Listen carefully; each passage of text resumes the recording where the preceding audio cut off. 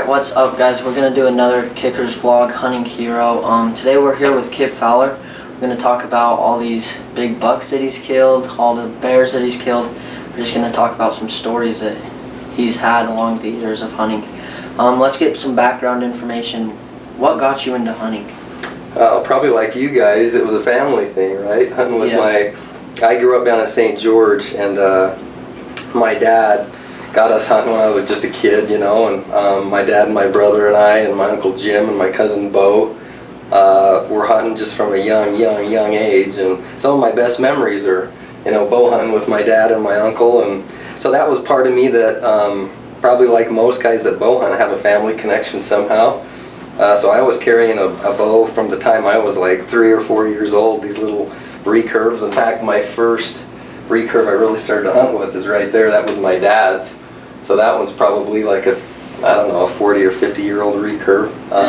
But just started hunting from the time I was a kid, and it's funny because back then, you know, we did a little bit of bow hunting, and then we always went on the rifle hunt. It was like a big thing for us to go on the rifle hunt once a year.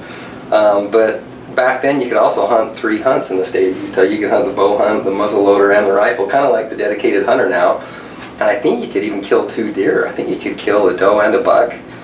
So we grew up hunting all 3 hunts, and it was a family tradition. And then over the years it just evolved into more of a bow hunting thing for me. And man, that passion for bow hunting just kept bleeding through. And so here it is a few years later, and it's become more of a lifestyle thing than just kind of a tradition now. So but I started out with my family, hunting with my dad, my brother. That's so sweet. If you had to pick one, so one of our big things here that we're trying to start is helping with conservation, helping all that as hunters. And if you had to pick one thing, if some anti-hunter or just a normal person came and asked you what your reason of hunting is, what would your... Yeah, you know, it's a good question, because I think the people that are non-hunters and even guys that just haven't ever hunted, they get the wrong impression probably that it's all about the kill. And you know, those of us that are either, you know, archery hunting even more so, but it's so much more just about the experience. And if your ultimate goal is to try to harvest an animal with a bow or a rifle, I talk a lot in podcasts and to people in person just about the experience of what you learn when you're out in the hills hunting, and how to do that ethically, where you're not just out there to kill anything, but you're out there to learn, and you're out there to appreciate nature. And you know, we can always have the argument, you can always talk about how hunting puts more dollars into conservation than any other group of individuals, really.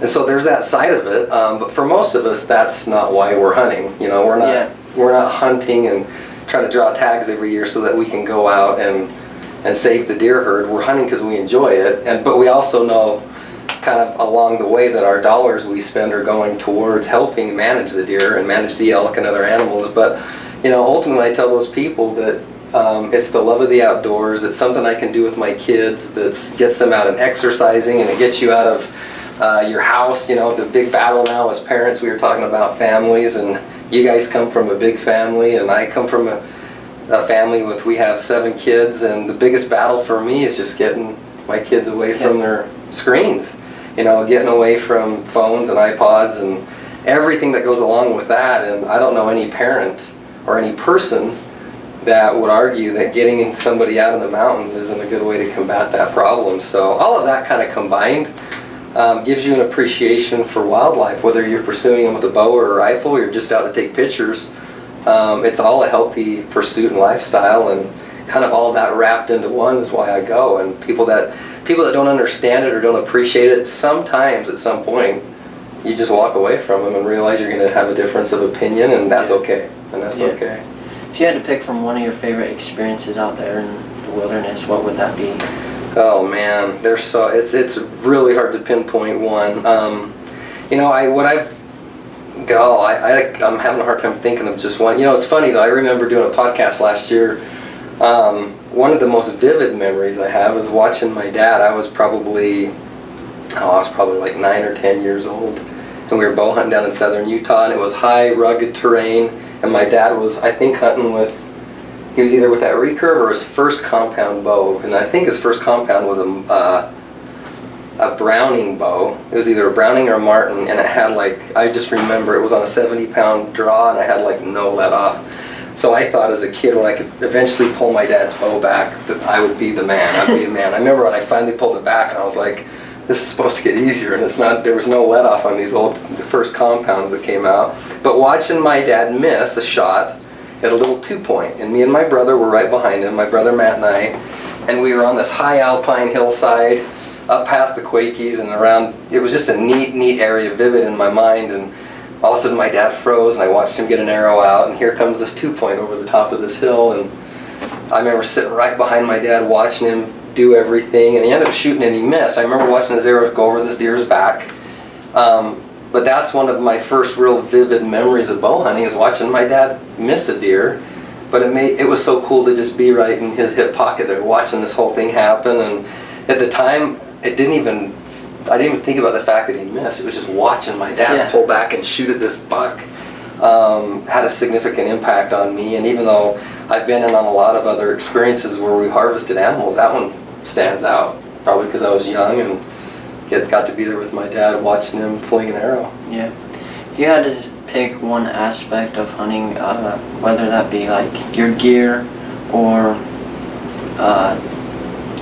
talent or something like that, to kill all these big animals, what would that be like if you had to? There's probably a couple things. One of them is optimism. You know, it's hard when you bow hunted a long time and you haven't killed something, and you have opportunities. There's opportunities that are so hard to come by in bow hunting, especially when you're bow hunting high country mule deer. It's hard to get an opportunity. We all know guys that those opportunities come sometimes almost too easy. You know, you were talking to me about a brother of yours that killed a really good deer last year, and he killed that deer, and it was almost like, wow, that happened really fast for him. And then I know guys that have hunted for years and they've never had the chance to harvest anything. And what I like to talk and share with guys about is this optimism that that it will happen, and not to focus on whether or not you kill a good deer or a big deer to define if that's a good experience for you or not. I love now going more than I ever have. I just love being healthy enough to go. I love having the freedom to go. If I go out and I can hike around and get into some high country and see some great animals, and I come home with an empty pack, I'm okay with it. But maybe that's come because I've harvested some. But I just think having a sense of optimism that you don't have to kill something really good to make it a good experience, but feeling like eventually it'll happen, that optimism. And the guys that I hunt with that are successful a lot, they have this optimism that if it doesn't happen this time, it's okay. If it doesn't happen next time, it's okay. And if I eat my tag, it's okay. We've learned to have fun along the way, and that optimism bleeds into success. I mean, it does keep you going in a positive way. So that's what I would say. One other thing I would say is just trying to stay in shape and trying to stay healthy. It's not as easy as it was when I was your age. And sometimes some of the country we hunt's pretty rough country, and I think just trying to stay healthy where you physically feel good, that's a big part of it too. So probably those two things. Sweet. If you had one word of advice for me starting this out, in hunting or in YouTube, what would that word of advice be? You know, I don't know on YouTube because I don't do much of YouTube, but that's the way the world's going, is social media, and I think it's really neat that guys can share hunting experiences. And I would just say, again, it's kind of the same thing we just talked about, but just being optimistic. We all know what it's like when you're around somebody that's optimistic. We love being around people that are positive. It affects you. And we all have been around people that aren't positive, that are negative, and it's tough to be around those people for very long. But in terms of hunting, just keeping that positive, optimistic attitude that we're lucky to even go. We're lucky to be able to go hike and scout and film and share it with other people, and it's giving you a chance to meet new people, and all of that is such a good thing that whether or not you harvest an animal, that shouldn't define and be the only thing you focus on. But all these other really good things, and being optimistic and positive, that just has a good vibe about it, and I think that affects everything. So that'll affect hunting, that'll affect relationships, that'll affect your passion for hunting. And if you let whether or not you harvest a big animal, if that dictates the only thing you enjoy about hunting, you're going to come home disappointed a lot, and you're going to come home feeling crummy more than not, because it doesn't happen all the time. But just that optimism, and I think that positive attitude to enjoy, and just kind of enjoy the process, and that does bleed through. Bleeds through for sure. So guys, we are in heaven right now. Tons of mule deer. We're going to be talking about how much time goes into these things and the stories behind a couple of them. So let's get started. Let's talk about this buck right here. Okay, so that buck was one I killed in 2007. You know, something with all of these deer that I think deserves to just be told, because there's a lot of guys that do it, but these are all over-the-counter public land, you know, kind of do-it-yourself, high country deer. And that kind of deer like that are just of good quality, or there's a different story to those deer than kind of a private property, lowland, guided hunt. So most guys probably listening to this podcast are do-it-yourself guys that backpack in, and that's what these mule deer are. So I think that makes them that much more special to me. But that particular deer was 2007. The first time I spotted him, we called him Superman. I don't know why, he just looked super. So we called him Superman. We found him in the first part of July, and so I just spent the rest of the summer trying to keep track of that buck. And he stayed in that area. I was going up 2 or 3 times a week, and it's hard because, you know, we all have a life, and so when you find a deer like that, it almost messes your life up because you get obsessed trying to keep track of him. And I kept track of him all summer, and I lost him for about 2 weeks right before the hunt. I couldn't find him, and I was panicking, thinking he'd moved into another drainage. But I picked him up again right before the hunt, and then I ended up killing him. I had him opening day actually at 40 yards. He was bedded, and I had him at 40 yards, and I couldn't get a good shot on him. I could have hit him in the back end, and I didn't want to do that, so I didn't shoot, and I thought that was the only opportunity that I'd get at him. And actually ended up getting above him the next day, and he came below me through some rocks, and I was able to kill him. Yeah, that buck I spent, I don't know how much time scouting and trying to keep track of him, because I knew what he was. Deer like that are just hard to find. They're just hard to find, and to even have an opportunity to hunt a deer like that for guys like us, it just doesn't happen, especially when, you know, you're not paying somebody to watch them for you, and you're not paying a guide to do all the work for you. So I knew he was a buck of a lifetime for me. And then this buck here I killed 5 years later in 2012, and he's kind of the same class of deer. That one, the first one went almost 230, and this one goes 215. Kind of a different frame, but the same thing again. Lightning kind of struck twice for me on that one, where when I found him, I could tell what he was going to grow to be. So I realized I possibly could catch lightning in a bottle twice, trying to kill 2 non-typical type bucks over 200. So it was the same thing. I tried to keep track of him. You're always worried about on these public land areas if other guys are going to be in there hunting. So that was actually one of my biggest concerns with both of those deer, is if I was going to be competing with guys. But that deer I killed opening morning, the first half hour of daylight. He kind of stayed in this routine, so I set up midway through his travel corridor. I actually camped right there, got up opening morning and picked him up right away, and I was above him, and I actually had to kind of slide down the back of this spine to get in position. But I actually had cut 2 different spots to shoot from. If he went high, I was positioned in the first spot to kill him, and if he went low, the second spot I cleared out would work. So at first light, when I saw him and he was below me, I snuck down the back of this spine and slid into position in the lower spot and ended up killing him. But those little things that I had done ahead of time to prepare came into play. That's the only reason I killed that buck, was because the week before the hunt I'd gone in and made these little shooting lanes that I thought, well, maybe this will come into play, and they did. So just little things that I've been lucky with, and I try to share with guys as, man, it's those little details that sometimes you think about, that you wonder if it's worth taking the time to try to button up these little details. And when bow hunting, those are the little details that make you or break you usually. So I tell guys it's kind of funny on this buck. I was laying in my tent the night before the hunt, and I was thinking to myself, if I'm in the upper blind and I got to run low and I had to run through all these rocks, I knew I'd have my shoes taken off. So I lay there in my tent and duct taped my feet. I ripped strips of duct tape because I was just sitting there not doing anything in my tent. I thought I ought to put something on my feet to protect my feet. So I remember sitting there taping duct tape, and I had a little roll of purple duct tape, and I remember just ripping pieces off, and I duct taped this foot and this foot.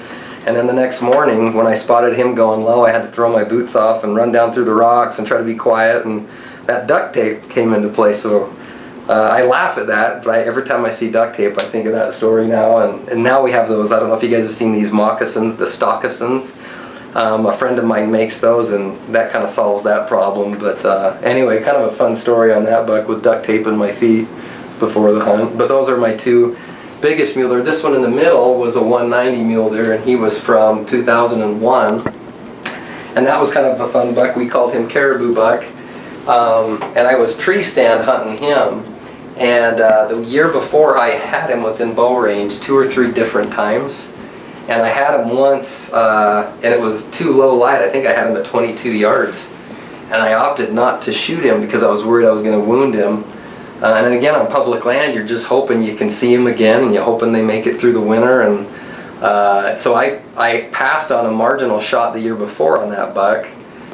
The next year, in 2001, he happened to be back, and it was, I think, Labor Day weekend, like the 3rd weekend of the hunt. I ended up killing him. But that was another story where the opening weekend, I had a nice big buck with a drop tine coming down below me, and I pulled back and my release clipped off, and the arrow fell in the dirt, and the buck didn't know what happened. That never happened to me before, ever. Never practicing or anything. Had my release, my set screw on my trigger had loosened. So the arrow fell in the dirt, and the buck didn't know what happened. So he turned, came and ran right towards me and stopped at like 12 yards looking around, and I had knocked another arrow, pulled back again, and the same thing happened. And so the buck took off, and at that point, obviously, that would have been the biggest deer I'd ever killed. It was a deer of this class with a drop tine, and so I was just sick. I couldn't believe it had happened, and all the time and effort that goes into just an opportunity to get a shot at a deer like that. I was so sick. And 3 weeks later, I ended up harvesting him. So again, that kind of just goes back to that positive attitude of when stuff goes wrong, and it will, just stick with it, and just keep pounding it and keep pounding it. And that's probably where I learned that lesson more than anything, was if I'd have just kind of got discouraged and quit, I wouldn't have killed that deer. And that deer kind of was a game changer for me, because he was the first deer I'd harvested that was really that big mature class. Although this deer here, he's not the biggest deer in my basement here, but this was the first big mature deer I ever killed. And that was one I killed when I was 19, right before my mission. But he was a buck that I had just worked so hard for that when I killed him, I knew I could do it. It kind of proved to myself I could do it, and maybe I could do it again. So I talk about optimism, but this was a buck this is back in 1993, that when I killed him, I realized I could do it.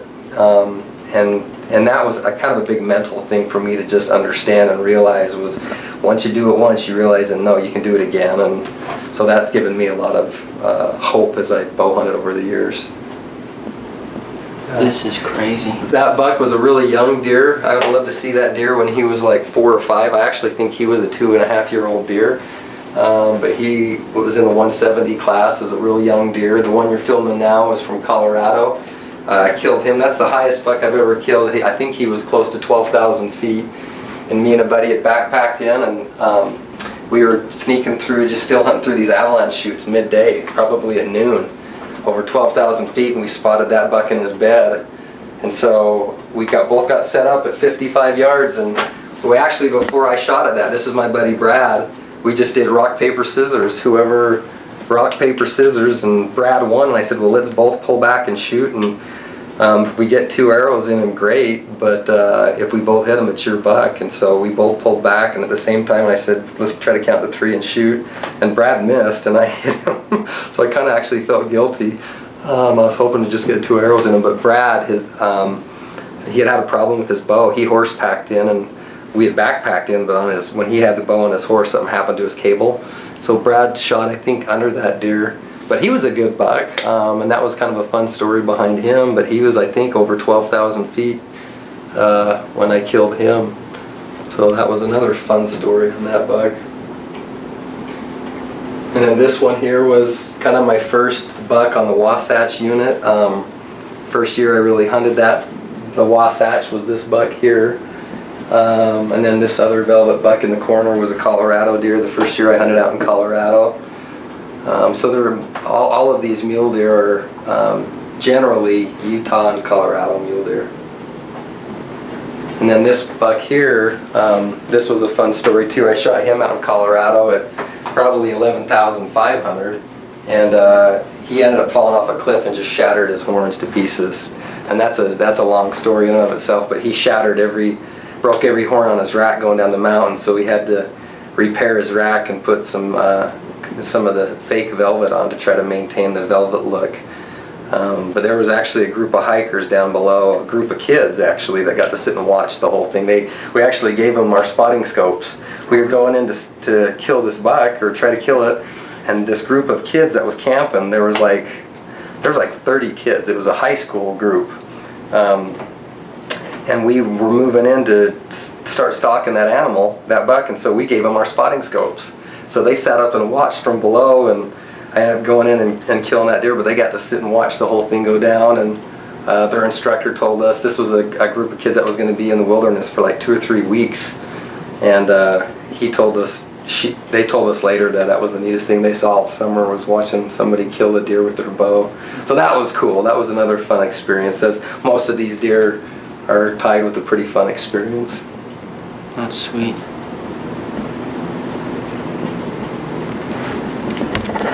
Alright guys, this is Kip. These are all his big old bucks. That's his bear. Thanks for watching. Make sure to subscribe.